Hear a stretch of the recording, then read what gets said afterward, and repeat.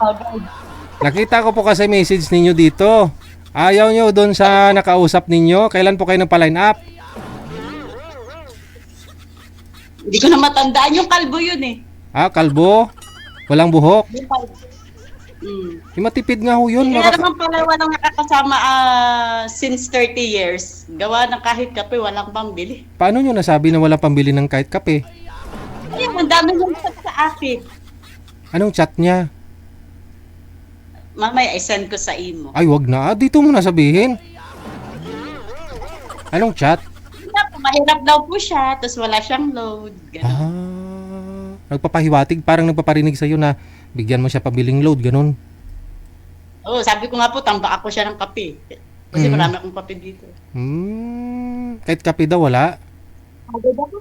Sinabi niya po talaga na, ano po yun, nag-usap kayo, good morning, kape ka na, sabi mo. Tapos anong sinabi? Wala kang kape. First time na tumawag ko, nag-love you pa nga siya eh. Tapos hindi ako sumasagot. Tapos sa purahan pa, gusto niya mag-I love you to agad ako. Sabi ko, ay sus. bago lang natin.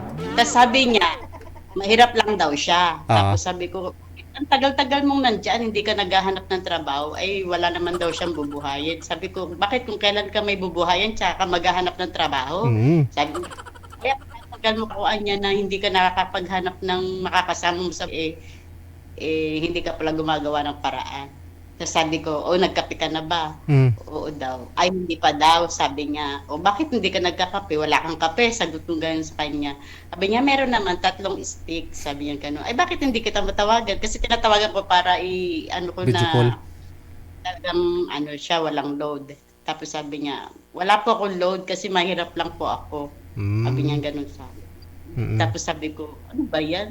Sabi ko, naubos na lahat ng buhok mo, hindi ka pa gumagawa ng paraan para ka Marami po yan dito nagsasabi na naawa naman ako sa naawa. Sabi ko, parang nagpapaiwanan lang or baka gusto lang kanya. Sabi ko, hindi naman ako engot na para magbigay sa'yo ng ikaw ang lalaki. Tapos ang sagot pa niya, di ba, kaya niyang buhayin yung 5 kong anak. Diyos ko, kapilaan nga, hindi niya pa masuportahan sa sarili niya. Sa kalod, yung pang-anak ko, pang 5 aapuin niya. Taga na lang sa salita. Marami po yan dito sumasali na sinasabi nila na matagal na silang walang asawa, walang ipon, no? Pero ngayon mag-iipon na daw siya. Kasi may mapapangasawa. Nasa ka palang mag-iipon kung may mapapangasawa.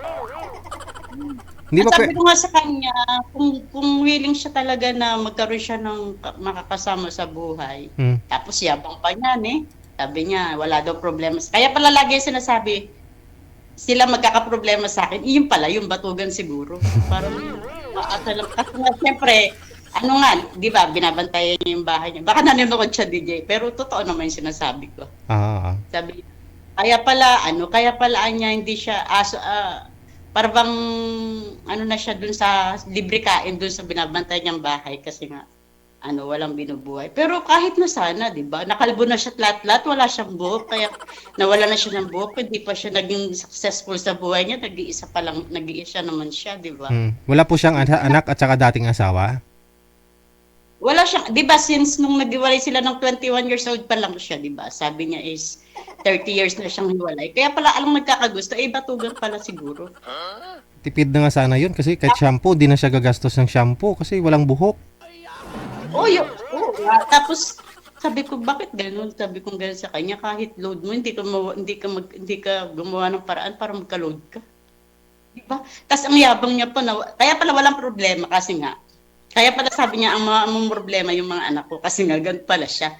Parang easy lang siya gawa ng kontento na siya na may kinakain siya. Hindi niya inaano yung sarili niya na maiangat man lang. Walang pangarap. Tapos yung nagsabi siya ng love you sa akin, nung hindi ko sinasagot, para lang daw ako napipilitan. Sabi ko gano'n sa kanya, apurahan kang kalbo ka. Sabi ko nga sa sarili ko lang, pero hindi ko na binanggit sa kanya. Sabi ko, kaya palaan niya. Kung nanonood po siya ngayon, anong masabi mo sa kanya kung nanonood siya ngayon? Yun, apurahan siya. Unahin niya muna sarili niya bago siya umako ng responsibilidad na sinasabi niya. Gana lang siya sa salita. Sarili nga niya, hindi pa nga yata niya kayang buhayin. Tapos sabi niya sa akin, yung may trabaho daw siya, may nagpapagawa, kaya lang wala daw siyang lagari, martilyo. Ay, hindi ka na mabubuhay. Sabi ko hanggang sa kanya. Tapos sabi niya, maano daw siyang baker dati. Sabi niya gano'n, marunong daw siya. Ay sabi ko, sige anya ka ako kung marunong ka maggawa tayo anya kung saka magkakasundo tayo, mag-baker tayo. Sabi ko, marunong daw siyang gumawa ng tinapay. Sige, kaya ako na mamuhunan. Tapos sabi niya, kaya lang, ayokong gumawa ng ganun. Gusto ko yung sarili ko lang gagawa. Pakainin ko lang yung mga bata. Sabi niya ganun. Parang wala siyang magtrabaho. Parang batugan talaga. Nanonood pa siya ngayon. Anong mensahe mo? Anong huling mensahe mo? Hindi siya nanonood siguro. Wala siyang load. Lagi siyang walang load eh. So kailan pa ho kayo huling nag-usap? Pero mapapanood niya to. Hindi, sinasabi ko kay David. Si David siya, si Anton, di ba? Mabait naman sana, sir. Hindi ko naman alam yung mga pangalan nun. Nakalimutan ko na ng mukha nun eh. Oo. Yung kalbo na Marami sumasali dito, kalbo ma'am. Yung para siyang kamukha ni Zuma, yung anak ni Zuma, yung kamukha siya ni Zuma, yung mukha niya. Di ko rin kilala si Zuma na tinutukoy mo.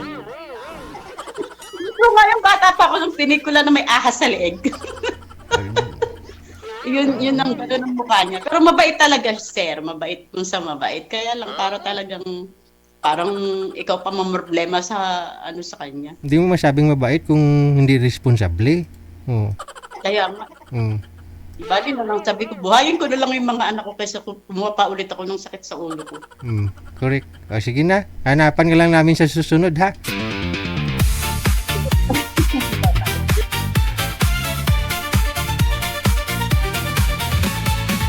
Ikaw ba ay nalulungkot, Ang hirap no? Kung kahit kape, wala kang pambili ng kape. Di kung sanay ka magkape, tapos mamiss mo yung kape, hindi ka nagkape, sasakit ulo mo. Di kung sumakit ulo mo, apektado pag-iisip mo, apektado yung heart mo. Apektado pati trabaho mo, sasakit ulo mo no? Di po ba? Di baling walang asawa, sabi nila walang boyfriend, girlfriend, basta may kape. Kaway-kaway sa mga mahihilig magkape. Hindi makakatulog kung hindi makapagkape. Sige, kape tayo mamaya ha.